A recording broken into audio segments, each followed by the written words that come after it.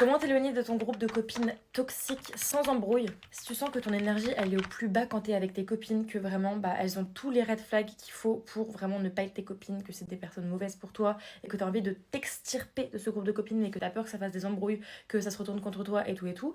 Il y a plein de petites techniques pour sortir de ce groupe d'amis sans qu'il y ait besoin d'embrouille, sans qu'il y ait de drama, sans qu'il y ait quoi que ce soit, parce que je sais que si tu n'aimes pas trop les conflits, ça peut être assez compliqué de s'extirper. Déjà, tu vas venir prendre petit à petit des distances avec ces personnes. Ça veut dire que, je sais pas, s'il y a des sorties, des cafés, des machins, tu n'y vas plus. Tu trouves toujours une excuse, un machin, je suis fatiguée, si, ça. Tu ne proposes plus, parce que bon, dans tous les cas, généralement, si c'est des personnes qui sont pas faites pour toi, qui sont pas sympas avec toi, elles vont pas te proposer, c'est généralement toi qui fais toujours les premiers pas.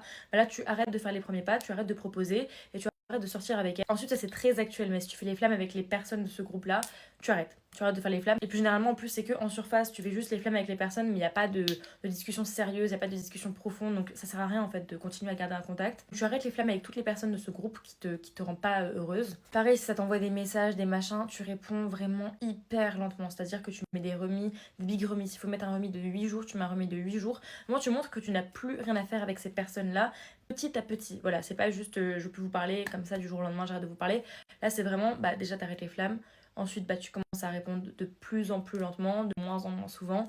Et voilà, tu prendras tes distances petit à petit comme ça. Ensuite, concentre-toi sur toi-même, ma reine. Parce que généralement, quand t'es avec des personnes qui sont toxiques, des amis qui sont pas bien pour toi, tu vas avoir tendance à t'effacer, à t'oublier et à t'éloigner de tes propres objectifs. Donc là, tu vas vraiment te concentrer sur les choses qui te rendent heureuse, sur développer des nouvelles passions, peut-être aller faire, je sais pas, si t'aimes la danse mais que t'en as jamais fait, essaie de prendre des cours de danse, de prendre des cours de chant, des trucs comme ça qui vont aussi t'ouvrir à d'autres personnes naturellement et qui te permettront surtout de passer des moments de qualité toute seule sans avoir besoin d'être avec ces personnes qui te rendent pas heureuse. Ensuite, tu vas noter toutes les raisons pour lesquelles tu veux plus être amie avec ces personnes parce qu'elles sont pas bien pour toi. Comme ça, si jamais t'as un petit moment de down où vraiment t'es en mode elle me manque et tout, être toute seule, c'est vrai que c'est un peu relou, patati patata, et tu relis ces notes là et tu te rappelles à quel point tu es mieux sur ces personnes parce que ces personnes ne sont pas bonnes pour toi, elles ne t'apportent rien que du négatif et que le dicton dit vrai, il vaut mieux être toute seule que mal accompagnée. Genre vraiment, le mal accompagné Axe 3000, là c'est finito pipo. On arrête de s'écraser, on arrête de s'effacer dans les relations parce que les personnes elles ne t'apportent rien, elles ne t'élèvent pas, donc ça sert à rien de rester pote avec ces personnes là. Ensuite, si je sais pas, elles viennent te voir pour te dire ouais, pourquoi tu traînes plus avec nous, pourquoi tu vas plus faire des activités avec nous, pourquoi tu sors plus avec nous,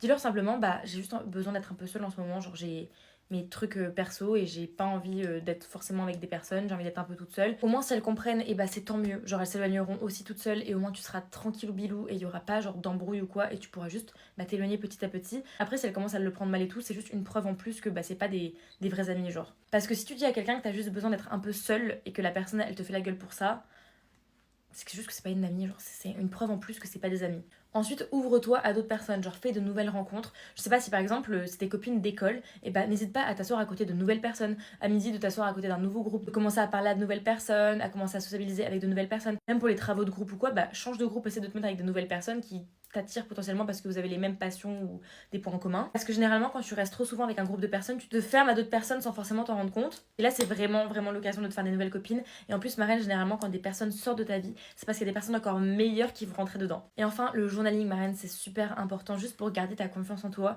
pour te sentir bien toute seule, pour te dire que même si tu traînes plus avec des personnes et que pendant un petit laps de temps, tu seras peut-être un petit peu toute seule, c'est pas grave, genre. En fait, c'est vraiment pas grave.